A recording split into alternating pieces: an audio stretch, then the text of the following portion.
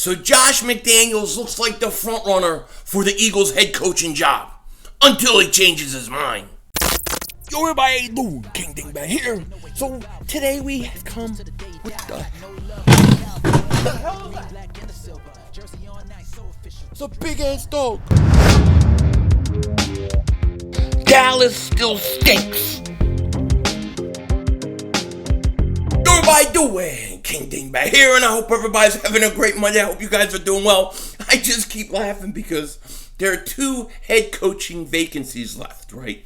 There are 2 left, and they're considered the most unattractive jobs that you could get. And one of them happens to be the Eagles. Now, fortunately for us, or unfortunately, I don't know at this point, the Texans' job is viewed probably as the least attractive job, the Eagles the second. And really, a lot of that stems from their beautiful genius GM, Howie Roseman, and his beautiful cap and his beautiful contracts that he's done over the years, which has caused us to be like 60-something million over the cap at this point, something ridiculous like that.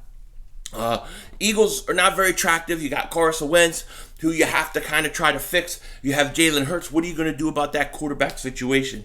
So the Eagles search continues, okay?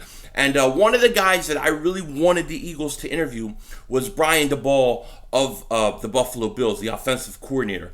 If you look at what Buffalo has done with Josh Allen, a guy who people would say have similar skill set to Carson Wentz, he's done a great job. And apparently it's come down that he's not interested in the job. He's not interested in the job, and it may not be Eagles specifically.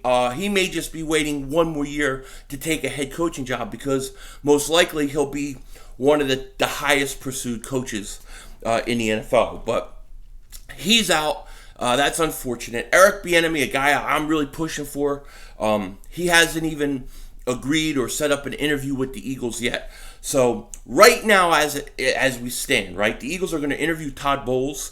Mike Kafka, basically, he's out of the running. The Eagles are apparently no longer interested in him as a head coach.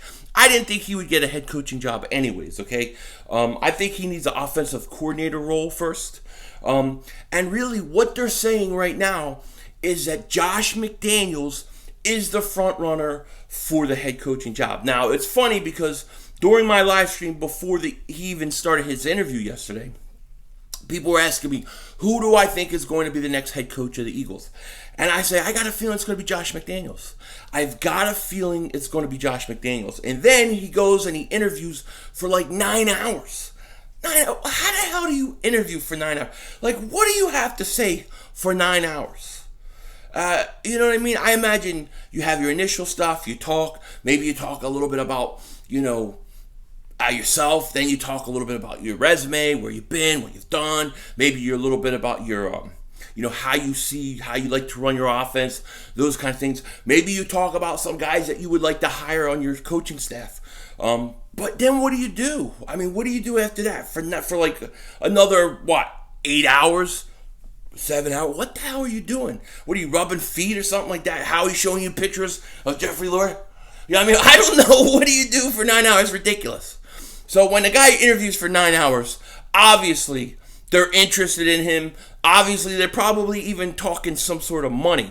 Now, my opinion on Josh McDaniels is this. I still got issues with him for bailing out of Indianapolis, right? He took the head coaching job in Indianapolis, then backed out, thinking that Belichick may retire and he may become the head coach of New England, I guess. I guess that's what he was thinking at the time, if he just waits a few more years. But he didn't take that Colts job, and it screwed us over. It screwed us over. That's what I think of when I think of Josh McDaniels, okay? So now, if Josh McDaniels comes in and is the head coach, is that going to be the end of the world? No, not necessarily. I think Josh McDaniels is a boom or bust coach. I don't think there's going to be in between where he's an okay coach, he's an average coach. He's going to be either really good or he's going to stink. And when you look at the New England Patriots and you look at all the people that have come off of that New England Patriots tree, off the Bill Belichick tree, they're all not good head coaches. Great coordinators, but they're never good coaches. And when we talk about Josh McDaniels, he was already a coach in Denver, okay? And when he was in Denver, it was clear that he was over his head. I thought he had a lot of power, a lot of say, and a lot of people just thought it was too much for him, too quick. And then he left, went back to New England. And look, maybe that time away from being a head coach, that first time, and then being a coordinator again, and then being a coach, maybe that will really help him. Maybe he'll be in a lot better position to do it. I don't know. I think he's boom or bust, okay? When you have Belichick and you have Brady, you kind of look good. They're going to make whoever's around them look good. So I think it's very fair to be very skeptical. Now, there are a lot of people throughout the NFL who really like Josh McDaniels and really think that given another opportunity, he could be a very, very good coach, okay? Look, coaches sometimes, they're not ready right away. Pete Carroll, right? I think he was the head coach of the Jets at first. Didn't work out, left, went to college for a while, eventually came back to Seattle. He's been great. Bill Belichick was the head coach of the Cleveland Browns. Okay, it didn't work out. So it doesn't always work out. A lot of times, it's who you have, who your players are, things like that. I mean, you come into getting a Tom Brady on your team, somebody like that, then that changes everything. It changes the fortunes of everybody. But Josh McDaniels is a boom or bust candidate. I don't love this pick.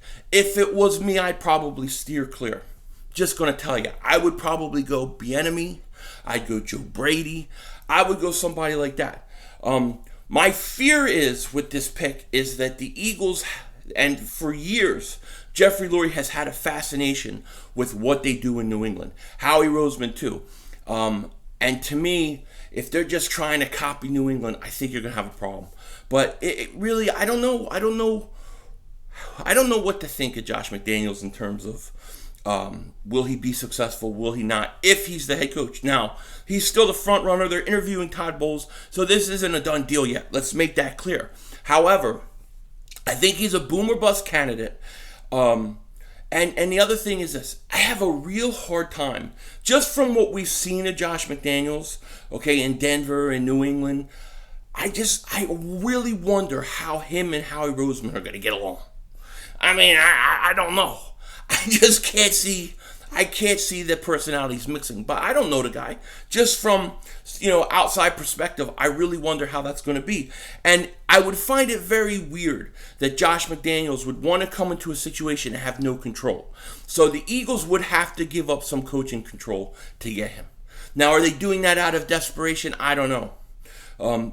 Josh McDaniels is a boom or bust candidate. He's either going to come back and he's going to take everything he's learned from Belichick, what he learned in his first stint in Denver, and be really good, or he's going to not be. And let's face it, I really think all his success really is going to depend on, can he fix Carson Wentz, or can he develop Jalen Hurts, whichever way they want to go at the quarterback position. Now, by all accounts and all reports, the Eagles, they want to stick with Carson Wentz. They want to try to fix him. Of course, when you're dealing with a lot of money, they're going to think that. So, can Josh McDaniels fix Carson Wentz or develop Jalen Hurts? If he can do one of those two things, he's probably going to be pretty successful.